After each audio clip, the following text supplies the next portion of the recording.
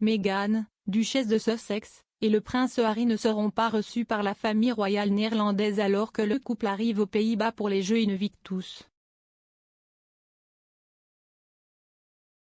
La famille royale néerlandaise, le roi Willem-Alexander et la tante du monarque, la princesse Margriet, assisteront aux Jeux Invictus de 7 jours pour les militaires blessés à La Haye. Un porte-parole de la famille royale néerlandaise a confirmé, le roi Willem-Alexander et la princesse Margriet assisteront aux Jeux Invictus. La princesse sera présente à la cérémonie d'ouverture le 16 avril, le roi à la cérémonie de clôture le 22 avril. La princesse Margriet a déjà assisté à l'événement et est présidente honoraire des Jeux néerlandaises Invictus. Mais la famille royale néerlandaise a confirmé que, bien que le prince Harry soit un mécène des Jeux organisés aux Pays-Bas, ni lui ni sa femme, Meghan, ne seront hébergés par la royauté.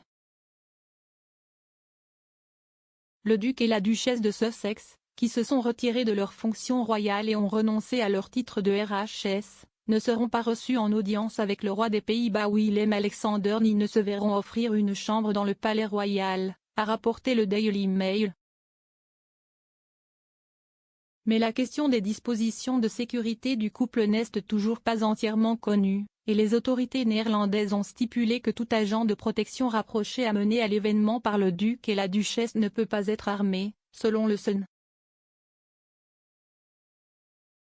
Anna Sophia Pastemus, une porte-parole de la police, a déclaré, aux Pays-Bas, seuls les fonctionnaires, policiers, militaires, etc. sont autorisés à porter des armes. Cela exclurait les gardes privés, comme ceux employés par Meghan et Harry.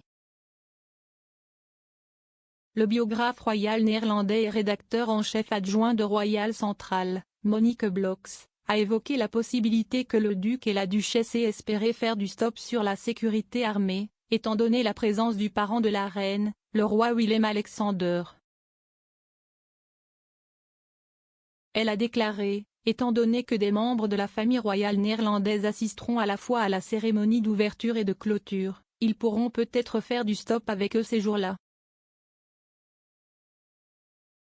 Cependant, avec le duc et la duchesse visitant le pays à titre privé, cela pourrait ne pas être le cas, a-t-elle ajouté.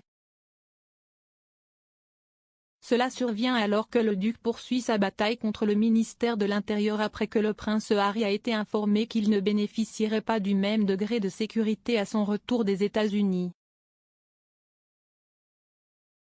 Le duc a déclaré qu'il souhaitait amener ses deux enfants et ceux de Meghan, la duchesse de Sussex lors de son voyage de Californie à Londres. Mais le prince Harry a insisté sur le fait qu'il ne se sentait pas en sécurité pour le faire sans la protection qu'il recherche. Il a proposé de payer lui-même la facture de la protection. La décision de se rendre sur le continent plutôt qu'au Royaume-Uni a provoqué une vague de réactions négatives contre le duc et la duchesse de Sussex, qui n'ont pas encore présenté le plus jeune enfant Lilibet à la plupart des membres de la famille royale du Royaume-Uni. Di Davis, ex-chef de la protection royale de Scotland Yard, a déclaré que le Royaume-Uni serait beaucoup plus sûr que la plupart des autres endroits pour le duc. Lors du voyage de Harry aux Pays-Bas, il a déclaré « La vérité est que je ne doute pas qu'il sera protégé, qu'il emmène sa propre équipe ou que les autorités néerlandaises lui accordent une sorte de statut VIP. La vérité est que s'il y a un risque, les deux pays, le nôtre et les Pays-Bas, ont des systèmes sophistiqués de détermination du risque. Ce pays a déterminé qu'il n'était plus à risque. Cela peut être vrai ou non, mais des personnes bien mieux qualifiées que moi peuvent prendre cette décision et elles ne la prennent jamais à la légère. » Un porte-parole du duc et de la duchesse a confirmé lundi que Meghan assisterait à l'événement à La Haye pendant les premiers jours des Jeux. Ce sera le premier voyage de Meghan en Europe depuis qu'elle a renoncé à ses fonctions royales supérieures en mars 2020.